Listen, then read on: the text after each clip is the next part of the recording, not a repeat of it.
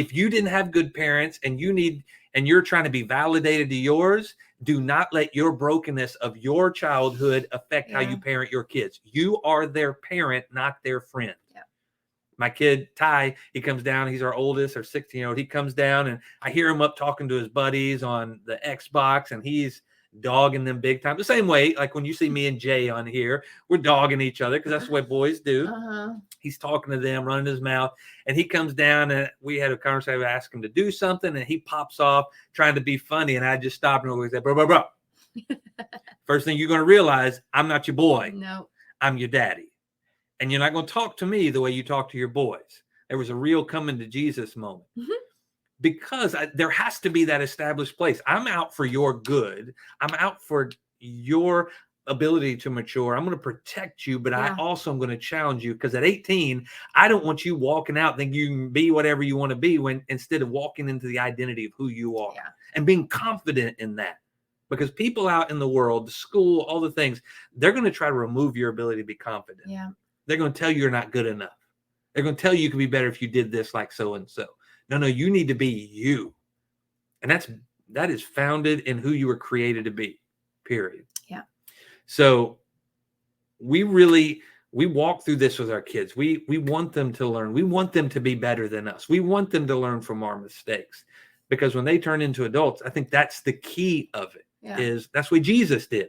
I'm going to walk with these 12 disciples for 3 years so that when I leave, you know what I did. And the 12 of you can do bigger things than I did. Yeah. The impact can be even bigger. Okay, can we pause real quick? Yes. Is the mic on and working? Yes. Are you sure? How do you know? Yes, because I checked it at the beginning when you were over there doing whatever you were doing. Why is it over here, though? Because it's always there. It's still good. Okay, sorry, Janice. I don't see anything that says a mic is working. We're not cutting this out. This is going to be in the podcast. Yeah. See this? This is what happens too. She didn't trust me, guys. It doesn't look like the mic podcast is working. Queen. I do podcast getaways and retreats. I know what I'm doing. I know how to you know run what? a I know podcast. my equipment. Normally, you see the little You don't have to. Okay. When's the last time you looked at StreamYard? I don't know. That's Janice. So. Yeah. So don't question me. All right, Janice. I know what I'm doing. You can keep this in the podcast, I guess. See, this is what happens. We're real on here. If nothing else, it doesn't look like it's moving, y'all. But it's working. Okay. Everybody on here is like, we've been listening to your argument the whole time. No. Oh gosh. Where were we? Sorry. But I want to talk to entrepreneurs in business. I want you to kind of share your heart for this, because even in entrepreneurship, we can get stuck in broken methods and models that we've experienced in working, whatever it may be, even from pastoring. Mm-hmm. I'm not saying anything against people who do things differently. And there's an old model that I love. My parents, our old pastor, that they do what they do and it ministered to people. But we were called to something different, to be different. If you can't see now, and Morgan's got her jacket on, so you really can't see. She's all tatted up. I got the beard, all the things. We have an identity, and it ministers to people. It connects with people. It does. And in your business, you got to know your identity. Don't try to be somebody else's. No. Really find out who you are, because when you find out who you are, it causes you to operate differently. Yeah. And well, it comes back to when we first created Tamara's business. We Googled, how do we do it? I think we Googled most popular business colors, most popular color palettes or something like that, to where most trending color palettes, something like that on, when Pinterest was big, and it's big now again. But we, instead of going with what she wanted to go with originally was the rainbows and bright colors, we're like, that is not going to sell. That is not going to, people are not going to find that, appealing. And so we did these bland, peach, and it's not a bad color. It's just, if you're a peach person, God bless you. It's just not our brand. And we learned real quick that even when we were creating the websites and creating graphics, we weren't happy with doing what we were doing because it wasn't who we were. And we had to learn real quick that people and Tony was talking about it today, is people want real, people want raw, people want authenticity. They don't want your highlight reel all the time.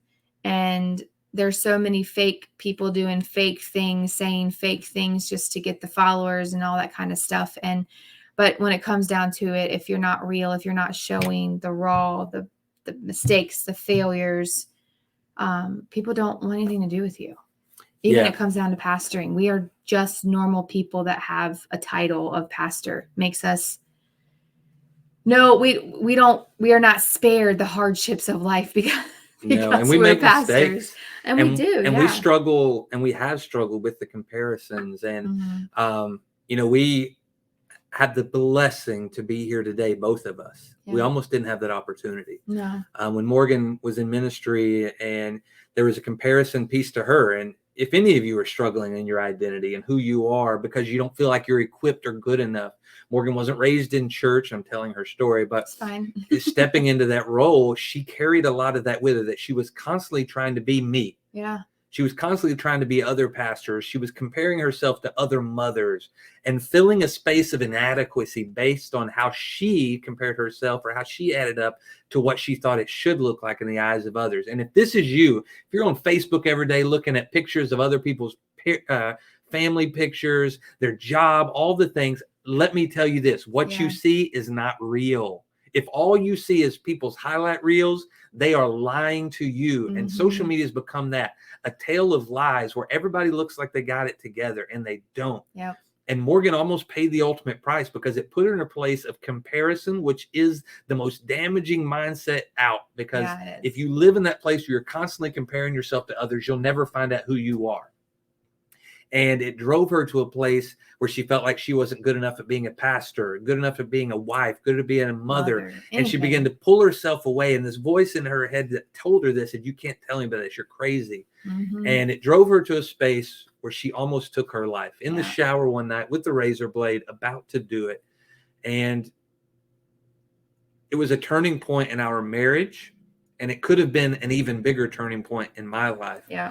But God really stepped in that moment. So he did what he did, or what he does. What he does. If you're listening, if you bring him into the equation. Yeah, you have to. And that's the thing, I think the enemy can get you so deep into comparison and so deep into your own mind and into the lies that the one voice that matters the most is the softest voice. Yeah. And once you get to that point, like I did, I mean, thankfully, I cried out one more time because I think I said, where the hell are you, or something like that, that if you don't show up right now, I'm taking my life. And that's when I felt that warmth come over me and just dropped the razor. But his voice was